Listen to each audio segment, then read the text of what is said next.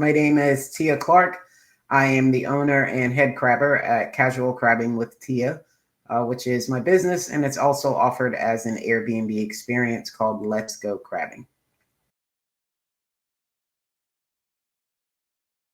Growing up in a Gullah Geechee family, I ate blue crabs my whole life. Blue crabs were a staple on our diet because it was one of the things that, I mean, it goes as far back as plantation days when they were given rations. They weren't given enough to feed their family. So going to the edge of the water and fishing or crabbing would be a way to supplement and being able to provide for your family. So I ate crabs growing up my whole life, but I didn't actually go crabbing until the age of 37. I didn't go to the water and have this experience and actually make the connection that all of the food that I was eating was right here in this water around me. Like I couldn't believe that I didn't know that until 37. I was kind of shook that I could live and walk around and just be so tunnel vision and not realize what was happening. I would post pictures to social media to share just my experiences. It wasn't about a business. It was showing my hometown, waking up, and just my time there on the water that was so powerful to me at the time. And one day, a friend of mine took some of my pictures and created a Facebook page called Casual Crabbing with Tia. I didn't actually like run and say, this is going to be a great business. I want to do this. Someone created this Facebook page, still wasn't as a business. It was just something for me and a place for me to put all my pictures so that I could find them easily.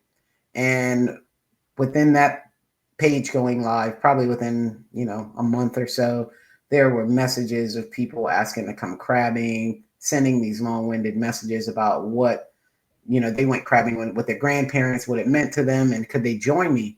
And I was scared to death. So I told people no for over a year. I just didn't want to share the space because I didn't think that it was going to add anything to it. Honestly, I thought it would take away. I thought, humans, we add people into things it tends to take away and it's going to be ruined. And so I didn't want to share it. And a woman I used to serve drinks to sent me a link to that Facebook page to join Airbnb experiences. And when she sent it, originally I thought, I'm not going to do this, but I was signed up for it. And Airbnb accepted the idea within 2 weeks for Let's Go Crabbing. And I hosted my first Airbnb experience in July of 2018.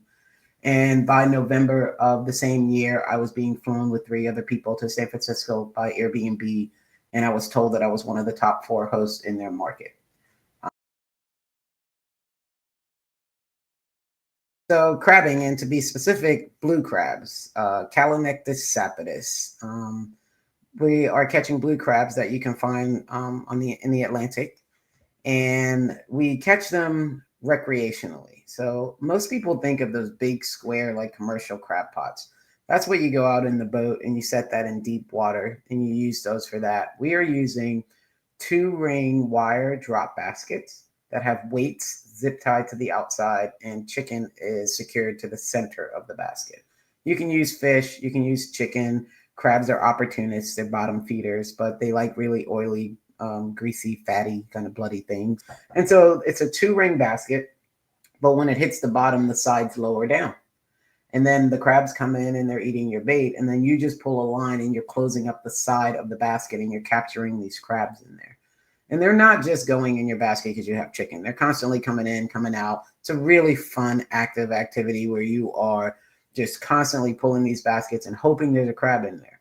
We're crabbing from 2 feet to 40 feet of water. So you have no idea if there is a crab. I always tell my guests, just pull as if there is one and bring it up over the railing with you, because there's nothing like seeing a crab in one of those baskets. And most people, what they do is they pull it and then they freeze, and then the crab does not want to be caught, so it hurries out of the basket back into the water. So the most common thing that happens is people pick it up and they go, I got a crab, and they're so excited, and then I watch the crab climb back out and go into the water.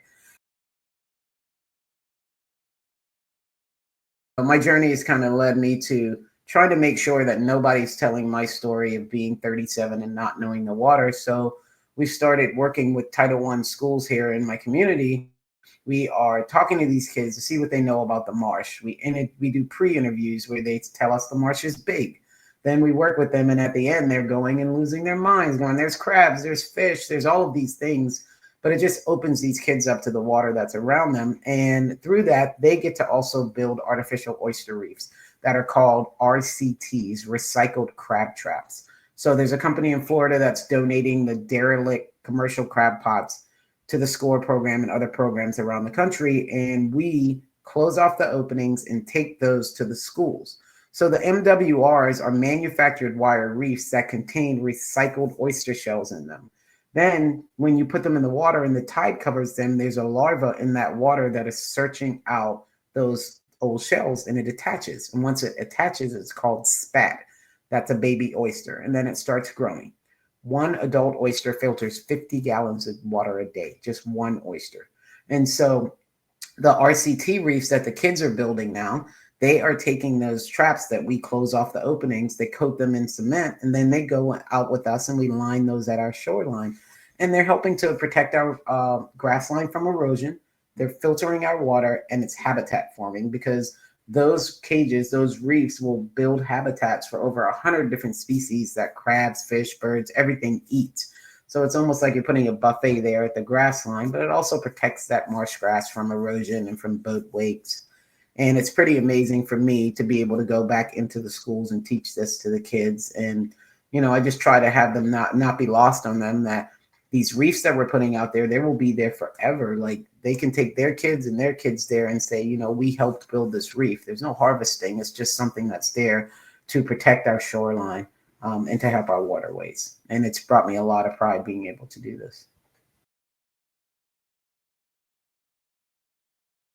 This has just opened me up to so much. And now I just want to learn. I want to bring people along on the journey of me learning, and I want to share everything that I learned, because, like I said, 37 years of not really being that excited to wake up every day to now I am jumping out of bed every day. And I hope, our time here is short, and I just hope and pray that everybody that's here takes some time to not just be in the rat race, but to stop, take a deep breath, and, really soak in the beauty that is this planet that we get to live on.